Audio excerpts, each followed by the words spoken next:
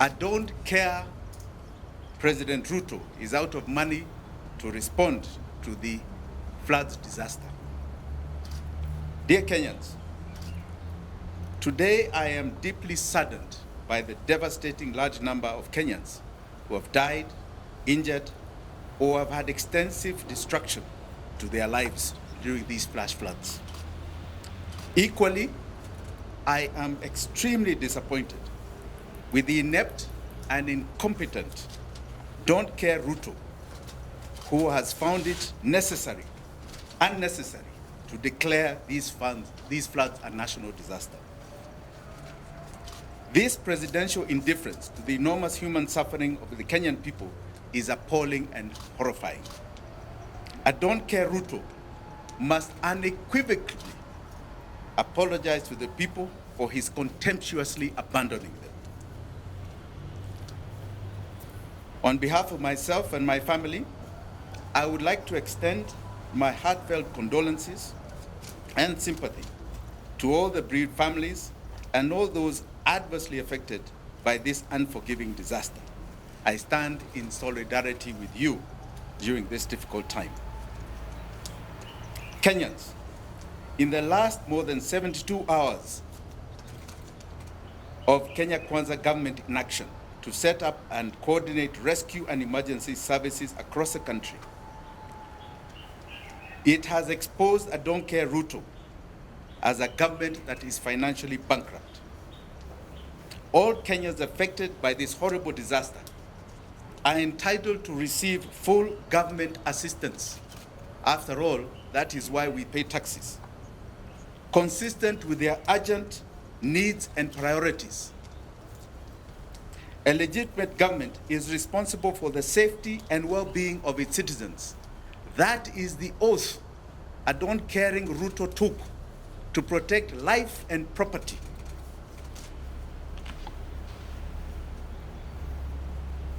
As Ruto does not care, there are many Kenyans who have cared.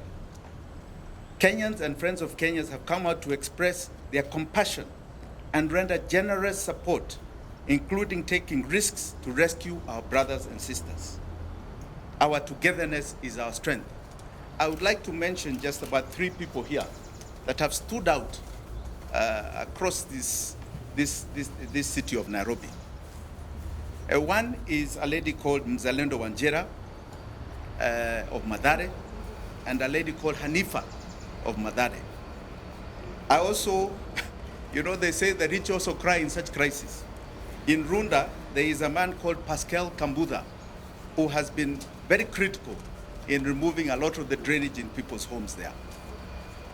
These are heroes, and I'm sure many, many heroes from Maimahio to Elwak to Kilifi are going to come out so that you see the true Kenyans that are patriotic.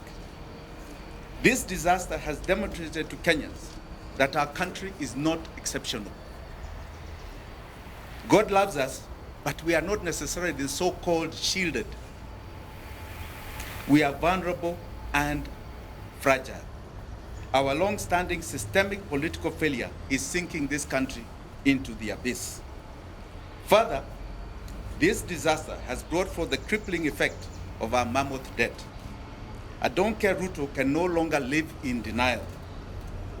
This debt is painfully killing this nation.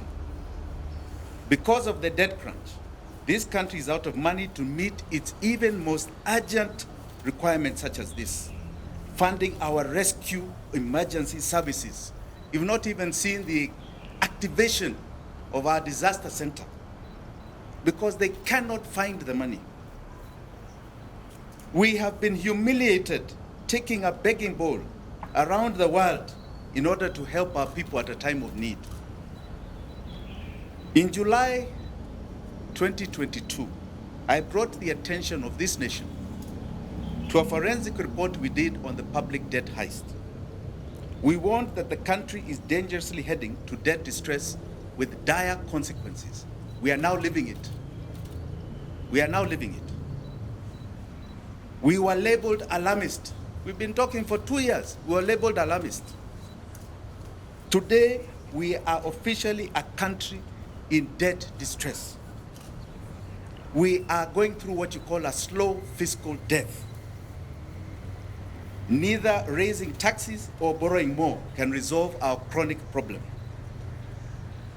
Our country is disastrously sinking, fueled by this crushing debt. We are forced into a choice of servicing enormous debt and odious debt to serving our people. The levels of debt are so staggering. Public debt is estimated at 73.2% of GDP. What is more crucial, and I think you should note this, is that today, as we talk, in 9 months, 83% of our tax revenue is going to the payment of debt. It's going out. Doesn't serve us. It is going out to bad debt. The government has no money to react to our crisis. And unfortunately, the blue-eyed boys of the IMF and Western capitals, even those who are here, are busy telling us that our economy has stabilized. That is a lie. To understand this devastating debt situation, a Don't Care Ruto has no money to fund this crisis of floods. He is unable to meet his development and service provision obligations. He cannot pay pensions to retirees. He is unable to make disbursements of constitutional revenue share to counties. You've seen governors complaining about no money to mitigate against this current disaster too. His funding education capitation has become a nightmare to him, forcing schools to charge exorbitant parents' fees. His pending bills, our Don't Care Ruto, pending bills are now over 1 trillion shillings and have completely overwhelmed businesses who are being shut down by auctioneers. Our public health system has literally collapsed due to callous failure to pay our doctors, negotiated and signed CBA agreement. I Don't Care Ruto must stop lying to Kenyans. Tomorrow, civil servants and workers are celebrating Labor Day with tears and bleeding hearts because of these crippling tax conditions. Kenya is officially under IMF economic and fiscal straitjacket. IMF has imposed toxic, irresponsible, and harsh policy conditions that have only worsened the country's dire economic situation. While I Don't Care Ruto took a high-interest loan to avert a direct default on the 2 billion euro bond maturing in June 2024, this has only compounded the debt problem. The country already has debt distress that is sucking oxygen out of the economy.